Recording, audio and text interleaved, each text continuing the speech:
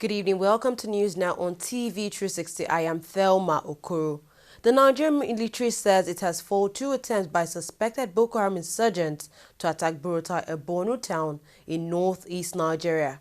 According to a statement from the acting director of the Army Public Relations, Colonel Sani Usman, the terrorists attempted to attack Burutai and the military camp located in the area at about 9:30 p.m. on Monday night and 3 a.m. on Tuesday morning. However, both attacks were repelled by the military. Burutai of Biu Local Council in Borno State is hometown of the Chief of Army Staff, Turku Burutai. Meanwhile, at least 25 people were killed by suspected Boko Haram insurgents in raids on Monday afternoon and Tuesday morning on 3 communities in Nigeria's northern Borno State. This is according to the Nigerian military. Nigerian President Muhammadu Buhari will visit Cameroon on Tuesday for talks with the country's president, Paul Biya, and senior Cameroonian government officials. The talks between 2 leaders are expected to focus on the full activation and deployment of the multinational joint task force against Boko Haram. In a statement, a spokesperson for the president, Femi Adesina, said the president will be accompanied on the 2-day trip by 6 state governors, of the Permanent Secretary and the Federal Ministry of Defense and the Director General of the National Intelligence Agency. Nigerian lawmakers on Tuesday resumed sitting despite the crisis affecting the National Assembly. Both chambers have been embroiled in a leadership tussle which has grounded their activities despite calls from different angles for the lawmakers to settle their differences. The crisis began after Bukola Saraki emerged the Senate President, while Yakubu Dogara cleaned the position of the Speaker of the House of Representatives. However, the crisis may have been brought to an end with the appointment of principal officers in the National Assembly. Still today, Femi Gbajabiamila has emerged the majority leader of the House of Representatives. Speaker of the House, Honorable Yakubu Dogara, announced the principal officers, bringing the tension over the leadership of the House to an end. The House has been racked by leadership crisis since its inauguration June 9th. Other key positions were announced by the Speaker. Honorable Buba Jibril was chosen as the Deputy Majority Leader, while Honorable Hassan Dogwa was made the Chief Whip. Honorable Pali Iriashe was chosen as the Deputy Whip of the House. Meanwhile, over at the Senate, Godswill Akpabio, the immediate past governor of Akwa Ibom State, was appointed as minority leader. Senate President Bukola Saraki made the announcement on Tuesday. Senator Emmanuel Boacha was also named deputy minority leader. Senator Philip Aduda was named minority whip, and Senator Biodun Olujimi was named the deputy minority whip. However, there were several objections on the appointment of Senator Akpabio. Senator Gabriel Marafa of APC's Zamfara Central challenged the appointment, saying they violated the Senate's rules on ranking as Akpabio was a first-time senator. Senator Saraki, however, ruled Marafa out of order, upholding the PDP senator's appointment.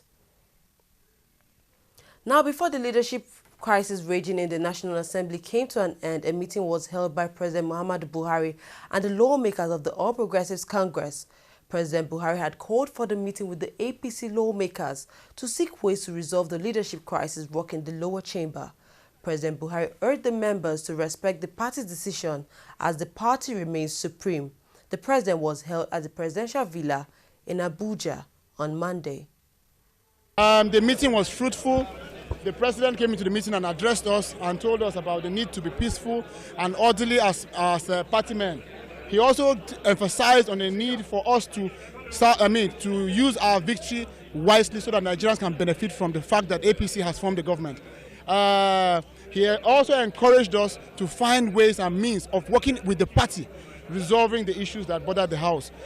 We have committed to him also that before the end of the day, we would have come to him with a resolution that says we have concluded the issues in the House that border on the leadership of the remaining leadership positions in the House. The position of Mr. President and the party is that we should all go and obey the earlier letter sent by the party to the National Assembly. Yes. And anybody who thinks is going against that, so I want to tell you that that person is going against the wish of the party and the wish of Mr. President and the wish of Nigerians. We must check the status quo and ensure that the change Nigerians voted for must count. And anybody who thinks he will go to unholy relationship with PDP, is not a member of APC, is better he go and declare for PDP. The outcome was positive.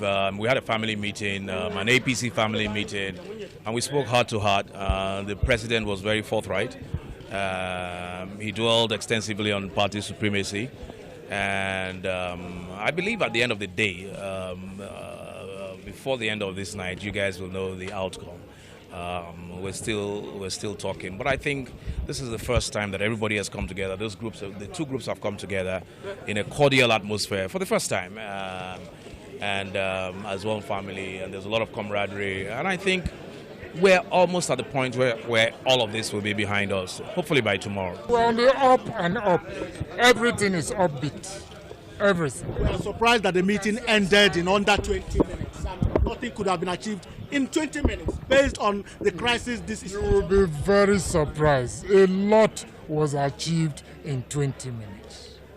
People came out and were singing discordant tunes about what the president said, what the meeting was all about. Can you tell us? Well, I'm chairman of the party and there's no discordant tone. You can see the Speaker of the House standing firmly by me. And I have a feeling that in another, what's the time now? In another 3-4 hours. And by tomorrow we'll have good news for the nation. Don't you think this is coming so late, too late? It's never too late to straighten the path. Mr. Speaker, what did the president tell you that is now making you stand firmly by the party? Well, are you actually standing? I don't know, except you want me to belie the national chairman. I've always been by the party. There has never been a time that I never stood firmly by the party. So, like my chairman has explained, we're going to do it in consultation with the party, and I'm sure sooner than later we will have good news for Nigerians. President Muhammadu Buhari has presented the names of the service chiefs appointed by him for screening and confirmation. President Buhari on Tuesday made the request known in a letter written to the Senate upper chamber. Senate President Bukola Saraki read the letter from the president at plenary naming the service chiefs to be screened and confirmed. The service chiefs include Major General Abayomi Oloni Shakin, Chief of Defense Staff, General T.Y. Borotai, Chief of Army Staff, Rear Admiral Ibok Ete Ibas, Chief of Naval Staff, Air Vice Marshal Sadiq Abubakar, Chief of Air Staff. The Senate is yet to fix a date for the screening of the service chiefs. The implementation of a financial intervention of President Muhammadu Buhari to assuage the workers' plight and support the states is now in progress, the presidency has confirmed. Laolu Akonde, a spokesperson to Vice President Yemi Osinbajo, in a statement said specifically state governments will start benefiting from the Special Intervention Fund of between 250 billion naira to 300 billion naira in a matter of weeks. The statement said intervention fund may be used to offset the backlog of the salaries in some states. Nigeria's ruling party, the All Progressives Congress, APC, has expressed strong support for President Muhammadu Buhari's decision to probe the immediate past administration of Goodluck Jonathan. The party, in a statement issued in Abuja on Tuesday by its spokesperson, Lai Mohammed, said the revelations of mind-boggling corruption that are just beginning to emerge have made such a probe imperative. APC said even if all the acts of corruption perpetrated during the tenure of the last administration are limited to what is now in the public domain, it is still absolutely necessary for the Buhari administration to do all it can to bring the perpetrators to book and recover looted funds. We'll take a short break. When we come back, we'll look at more news stories. Don't go anywhere. Every day, every hour, and every minute, news break in Nigeria. Things happen so fast, it's most times difficult to track and comprehend them. But that's what we do right here on TV360. 2015, would you want to come back again? It's like asking Jesus Christ if he knew he was going to die, will you want to come back as the savior of the world again? We do not just help you track the stories, we break them down, explore all the angles, analyze the issues so that you can fully comprehend the stories and use them to make the right decisions. Welcome back. We are watching TV360 News now. The Nigeria Electricity and Regulatory Commission has called on electricity operators across the country to implement its health and safety codes to ensure safety of equipment, utility workers, and members of the public in general. Speaking at the stakeholders' quarterly meeting in Abuja, the chairman of the commission, Sam Amadi, expressed concern over the high rate of deaths and injuries recorded in the power sector. Amadi said any company that goes against provisions of the health and safety codes will be severely penalized.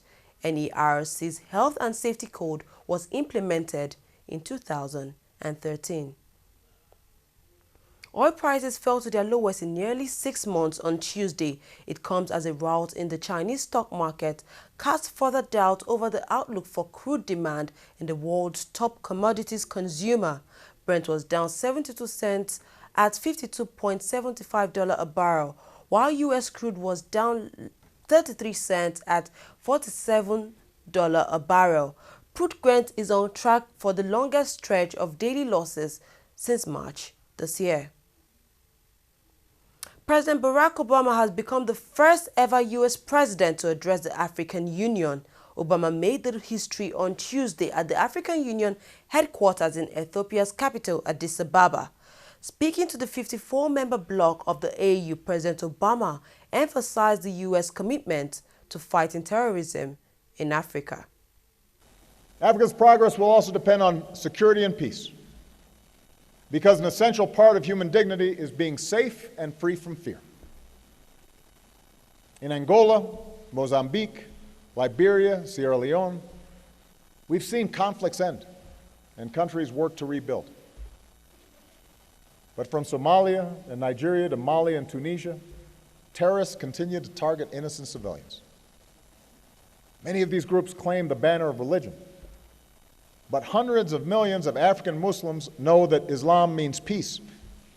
And we must call groups like Al-Qaeda, ISIL, Al-Shabaab, Boko Haram, we must call them what they are, murderers.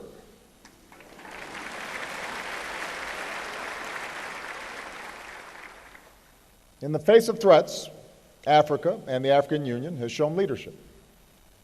Because of the AU force in Somalia, Al-Shabaab controls less territory and the Somali government is growing stronger. In Central Africa, the AU-led mission continues to degrade the Lord's Resistance Army. In the Lake Chad Basin, forces from several nations with the backing of the AU are fighting to end Boko Haram's senseless brutality. And today we salute all those who serve to protect the innocent, including so many brave African peacekeepers. Now, as Africa stands against terror and conflict, I want you to know that the United States stands with you. Another key issue highlighted by President Obama in his speech was the refusal of African leaders to step down from office after their tenure was up. Obama warned that the continent will not advance if its leaders fail to give up power at the expiration of their tenure. Africa's democratic progress is also at risk when leaders refuse to step aside when their terms end. Now,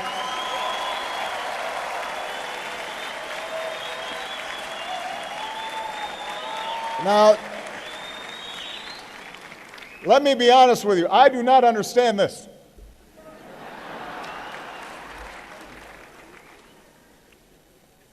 I am in my second term. It has been an extraordinary privilege for me to serve as the President of the United States. I cannot imagine a greater honor or a more interesting job. I love my work. But under our Constitution, I cannot run again. I can't run again.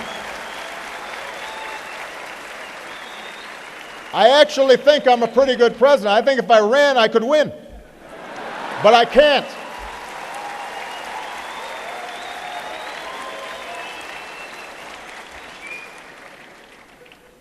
So there's a lot that I'd like to do to keep America moving, but the law is the law. And no one person is above the law, not even the president. A court in Libya has sentenced Seif al-Islam Gaddafi, son of deposed leader Muammar Gaddafi, to death over war crimes committed during the 2011 revolution. The court also sentenced 8 other members of the former regime to death.